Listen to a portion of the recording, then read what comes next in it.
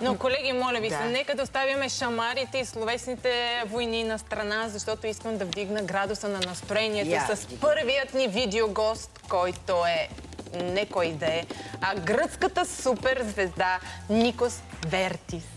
Който е тук... Никос Вертис. Който е на българска земя, защото тази вечер предстои грандиозен концерт. Да, нашата репортерка Мартина го хвана на летището и му зададе няколко въпроси. Така че започваме с Сиртаки и с Никос, моля. Как се чувствате след полета?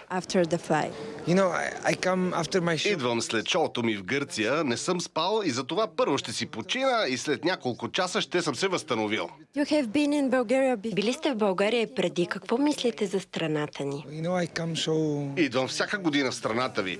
Не само за концерти, тук правя и моите видеоклипове. Колкото повече идвам тук, толкова повече чувствам София като мой дом.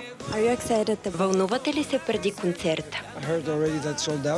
Вълнувам се много, защото всичко е продадено. Малко съм нервен, но това е добре, за да се случи доброто шоу. Ако трябва да дадете оценка на творчеството си, коя би била любимата ви песен? Не мога да кажа коя песен ми е любима. Това все едно майка или баща да кажат кое е любимото им дете. Никога не можеш да избереш. Бихте ли направили песен с български изпълнител? Защо не?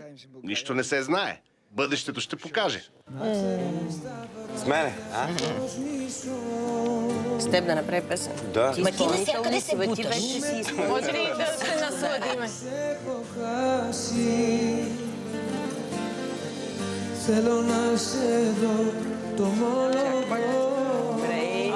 Я направи по още един шот бегала. Повече трябва да страда, повече. Аз съм свикнал от гръцките певци да страдат повече и повече. Колкото повече страда един гръцки певец, Няма да ти позволя да го поръчиш. Не, Никос вече е супер звезда.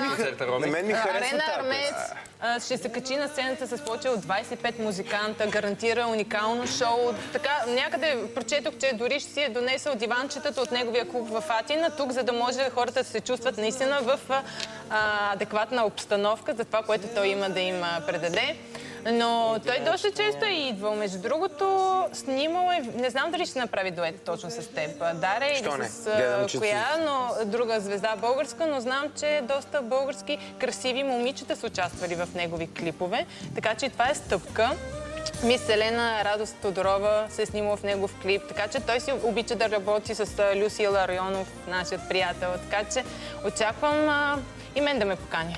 Тази песен, аз съм свободна. Чакай да се пусна, да се предложа. Тело на Меньосис е изключително голям хит. Коя песента? Тази, която чуваме, Тело на Меньосис, не знам дали го произнасям правилно. Тело на Меньосис. Меньосис означава искам да ме чувстваш, което само по себе си звучи много хубаво и е любима на голяма част от жените в България. Гръцката музика е много популярна и много хваща сърцето и си мисля, аз не знам гръцки, но така в превод, каквото съм чела, там много се набляга на истинските чувства, на хубавата поезия, самата музика.